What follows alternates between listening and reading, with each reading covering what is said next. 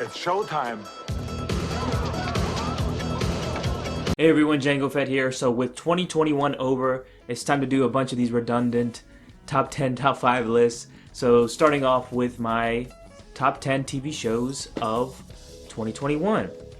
And there was quite a lot of TV shows that I do want to talk about and are worth putting on my list because this was just a good year for TV shows, surprisingly enough. So coming in at number 10 is the first of the Marvel TV shows that came out, brand new Marvel shows that came out for Disney Plus, and that is Loki.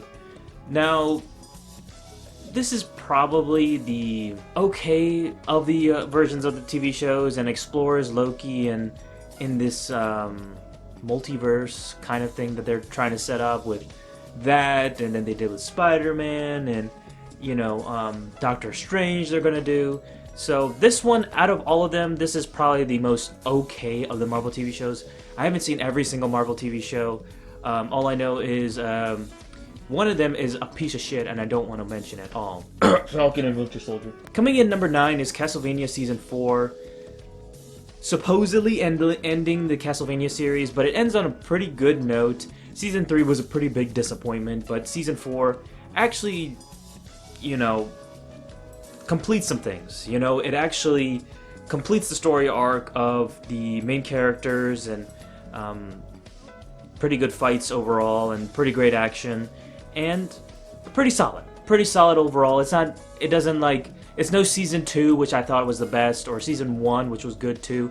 It was pretty solid overall, and it was just a fun ride. Coming in number 8 is Midnight Mass. This one featured on Netflix and talks about religious themes, I'll just say, and combines it with horror. It had some really good and interesting characters and pretty terrifying villains who try to use religion in their own way, and it was just a fantastic horror TV show that I don't think it was the best of. I think it was I forget the guy's name, but he did The Haunting of Hill House. I thought that was my favorite by far. Haunting of Bly Manor, which was okay, but this one definitely is a really fantastic TV show that mixes in modern and religious themes into this, and it definitely feels more terrifying in a way because of how true it feels, even though it combines like the supernatural thing going on as well, which I don't want to spoil. Coming in at number 7 is a documentary series, and that is The Night Stalker: The Hunt for a Serial Killer. Now, earlier this year, there was a bunch of these horror TV shows that I was really fascinated by. Some of them just being absolute dog shit, like Hotel Cecil. Yeah, that was fucking atrocious. But Night Stalker was actually pretty good and talked about the killer from California. I think it was in LA. I think it was Ramirez, I think that's what his name is, who was doing a bunch of killings during the 80s and stuff. And it was truly terrifying to think about all the events that happened dealing with the Night Stalker. Coming in number 6 is The Witcher Season 2. This is the latest of the TV shows that came out at the end of this year, and this was one of my most anticipated TV shows of this year. And I've been waiting for this one for quite some time. I loved Season 1. Season 2, however, was good, but it was definitely bogged down by a lot of stuff associated with the lore. It got too much in the weeds when it comes to the lore, and everyone wants to get a piece of this action when it comes to... I can't spoil anything, but it's definitely a pretty good TV series, but I feel like it's going to get too overly convoluted, and I think many people are going to be lost in Season 2. But hopefully they make a change in Season 3 and don't do that, but we'll see. We'll see how things play out. But I am more looking forward to the animated movies if they do that, because there was one I put on my list for the movies, regarding the movies, that I definitely think is worth watching even more, which deals with the events with Vesemir, which I thought was really fucking cool. You know, Geralt's father figure, you know, his teacher, his mentor. I do wish they would fix some things revolving around the writing for the show and not get too bogged down in the lore, but we'll see what happens with Season 3, and hopefully that comes out pretty soon. Coming in at number 5 is actually my favorite Marvel TV show of this year, and that is WandaVision. Now, this one I watched pretty late, but I enjoyed it quite a lot as it combined elements of a story. Stories I'm really familiar with is Avengers Disassembled and House of M, and making that as part of the thing for this TV series, and with Wanda and Vision being a part of it. And how is Vision still, being alive in this situation? Well, you'll find out. And it is a really fantastic TV series. I really enjoyed the hell out of it. And towards the end, yes, it did become like this stupid Marvel thing. But in the first half, it was definitely very intriguing to see where they were going with this. And towards the end, I mean, it's going to set up for things for Doctor Strange. Another season 2 of this. I think that would be pretty good because they set up for some darker things to come revolving around her. Let's just say that. Coming in number 4 is, correction, actually my favorite Marvel series of this year, and that is What If. This was an animated TV series. The last one was the last live action one. But this is a take on what if something happened where this character does this, and to see where the story goes from there. And that's what If explores with, what's her name being Captain America or Captain Britain or something like that. Doctor Strange becoming evil, what happens during that. But there are some really cool, great episodes that I enjoyed thoroughly. The animation is fantastic. Really like the writing, and most of the characters, probably 80% of the characters, are actually voice acted by the original voice actors, which is, the original actors and stuff from the movies, which I thought was great. Hopefully there's like a season 2 of this, because I would be all in on this, because this is just a fantastic concept, and I'd like to see what they would do if they do a Star Wars version of this. I know Star Wars Visions came out, but it actually didn't make the list. I don't think it was that good as compared to other TV shows that I mentioned, but hopefully they build on a Star Wars version of What If. I think that would be a much more interesting concept, and to see where it goes from there. Coming in at number 3 is a series that many of you may not have heard about or known about of this, and that is Shadow and Bone. Now, this is based on a kind of a teeny fantasy series, and that's what I expected at first, and I was like, I didn't know what to expect. I just kind of watched it out of nowhere, and then I was all in. I loved it, and this was practically like my favorite of the fantasy TV series that have been coming out, like Wheel of Time, Witcher, you have Shadow and Bone.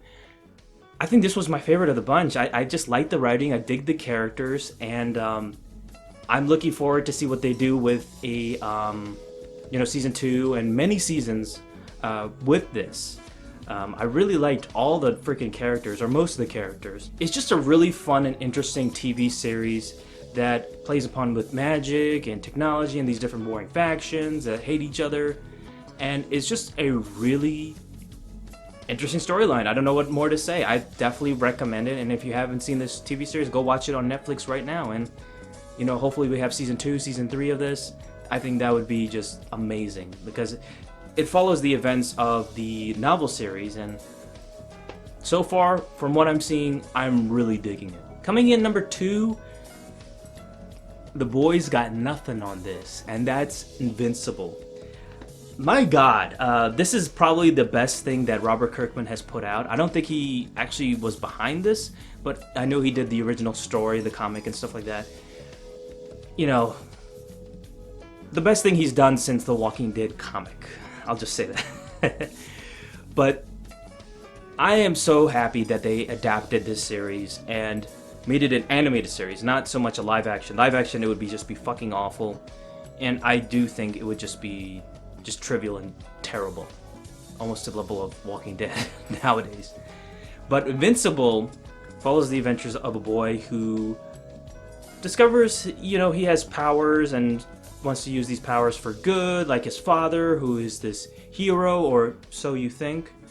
And things get really dark and bloody, and it kicks it off with the first episode. I'm just going to say that, and it doesn't hold back. I'm excited for season 2 and season 3 because it just doesn't pull any punches and doesn't hold your hand, and it just is violent and fucking gruesome. But I loved it, and this is how you should adapt it into an animated form. The Boys, you think that's violent? Wait till you see fucking Invincible. That shit gets really fucking violent. And really entertaining, really good story. And, you know, we'll see how things come with the, you know, other seasons. Because I do think it was a really big success. And I just really love this show. Out of all the TV shows, this was the most entertaining of the bunch. Now coming in at number 1, is it no surprise? And that's Squid Game. I mean, come on, everybody's been raving about this TV series, and while I was the one and many others who are like, nah, what's the big deal? I'm not gonna watch this shit. Like this, you know, I can't like get behind these people who are just like all in, just like, you gotta watch this, you gotta watch this. Well, I eventually was pressured and watched it, and holy shit, this show was fucking amazing.